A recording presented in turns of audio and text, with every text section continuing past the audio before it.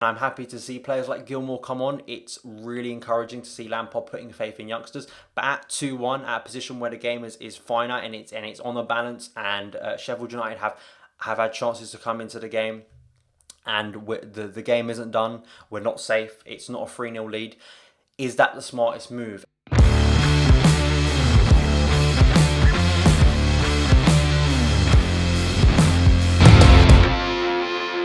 Hello there guys, what is going on? Son of Chelsea back here again for my rational perspective on Chelsea 2, Sheffield United 2. I don't like to use cliches too much, but that truly was a game of two halves in terms of the way it played out. Chelsea looking really good, really comfortable in that first half.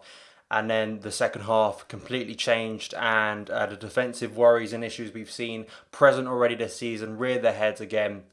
And Chelsea were pulled back by a buoyant and resurgent Sheffield United side who battled to the end there. And there's lots to talk about, isn't there? And I guess, of course, when you go 2-0 up in a game, that you feel like you're cruising in, and the smiles were there at half time, and it felt like Chelsea were just going to go on and continue to exploit a Sheffield United backline that did make two mistakes in that first half. But we came out and the game turned. I think what was interesting, as we always do, starting with the lineup, really surprised to see Fikayo Tomori get a start. I thought that Frank would stick with that back two that he's played so far this season. Of course, Rudiger still getting his fitness back up, and the bulk of the 11 was, of course, the same to Norwich. Kante, Rudiger, Pedro, all still out. So we saw a similar thing where Mount went out to the left wing, Barkley, Kovacic, Jorginho in the middle. And I have to say, I think that first half, it was less high pressing. We took control of the ball, clearly trying to break the lines, a deep block that Sheffield United were playing.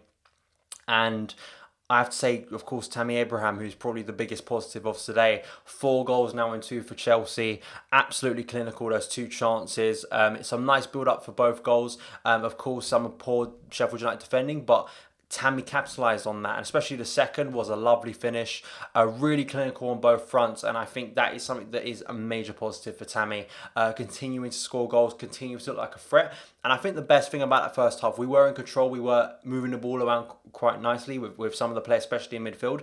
But I think the best thing I took away at half time, sitting in my seat, was we are on our best, but we're clinical with the chances we've had, and Tammy was clinical with the chances he had. I think he had about 3 looks at goal in that first half, and the 2 that were better, really, he took. And that has been a problem for Chelsea with that striker position. Do we have someone that can take their chances? And with Tammy, it looks like already he's settling in really nicely, and those 2 goals are going to give him a massive confidence boost. I think also in that first half, Kovacic was wonderful. I think he was our best player, and I think he was unfortunate to be taken off when he did, but we'll come to that. Jorginho too, I think, and it was great to see him get a chant once again from the hard and lower. So I think that's a positive. I think in midfield as well, Barkley for me, I just want to touch on Barkley because I thought in that first half, he's abrasive and erratic for me. If he does 10 things in a game, for instance, he'll do 5 things that are really good and 5 things that are really bad. He'll make the right decision and he'll look really good going forward. He'll open up space. He'll make space for other players. He'll really be in the flow and connect quite quickly with our other attacking players. And he had a hand in that first goal. But then he'll give the ball away. Kovacic, Jorginho will do something nice, get the ball towards him, which then he can turn quickly and move forward with, and he'll lose it. And that was, of course, a negative within his game, but the game turns in that second half and they score instantly. No one had really settled down, and you're thinking, especially 2-0, you get through that first 10 minutes, we're 2-0 up, hopefully we get a chance to add to that lead, but straight away, Sheffield United, it was down that right, and I have to talk about Azpilicueta, who I thought had a really good game last week. But this week he was isolated, and I just thought he at times I thought his head got lost in that second half, and both of the goals coming down his side, or at least emanating from that area of the pitch, and especially that second goal, far too easy once again for a team to just, especially a team like Sheffield United, to just break their way through and score a really easy tap in. And for Chelsea, that's just simply not good enough. That you cannot, for any team in the Premier League, for a team just to come out like that and instantly within seconds of the half starting, it felt like, to just be able to score that easily, it feels far too easy for defenders to get in front of, attackers to get in front of our defence. and get clear shots at goal. You know, Kepa once again today has no chance in both of those cases. Those are chances that a Premier League striker, a Premier League attacker is going to eat up all day. And it was just far too easy. And once again, the game turns. And that's the fear with this Chelsea side. And once that game turned, we just lacked and lost all control, really. We were giving the ball away far too often, whether that was Barkley, whether that was Pulisic who faded in that second half. Even Mount, I thought, did some good things in the first half, but never really came into the game as much as he has in previous games. And you just felt like Sheffield United were getting on top. And we did have a good period of possession. But then we have to come to the substitutions. And I have to say I was shocked when I looked down. Willian came off of Barkley, which I expected. Have a bit of experience there and also a naturally wide player. Willian made some good runs and also putting some nice balls into Tammy's feet. But we were never able really. I think there was the exception of one chance, which was actually a bit of good work from Dave actually. And Tammy could have had that hat-trick. It was a good save from Henderson. But the big moment, I think, Billy Gilmour coming on and Michy Batshuayi coming on as well. Of course, he's been linked away. But Billy Gilmour coming on for Kovacic, who I thought was, as I've already explained, I thought was brilliant today.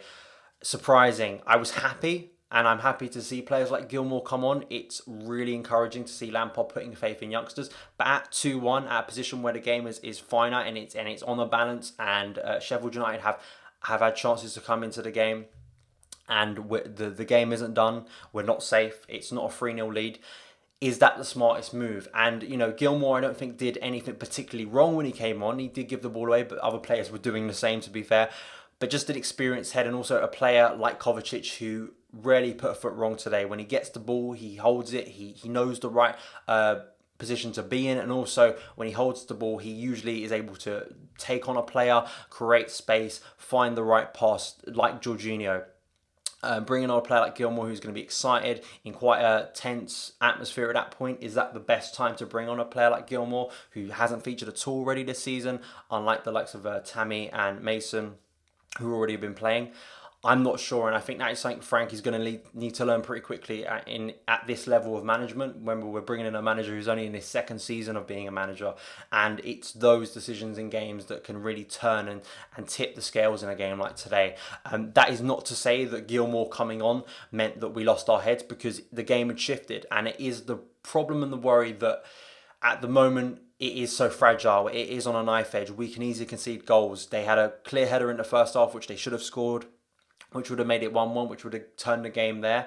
And it just feels like at the moment it's far too easy to get Chelsea. And post-international break, we've got Wolves, Valencia and Liverpool. 3 teams with quality and 3 teams that can hurt us. And I think, as I expressed last week, some of this is down to the likes of Kante and Rudiger coming back. I think with Kante and Rudiger, I just don't think that happens on the pitch, personally, in my opinion.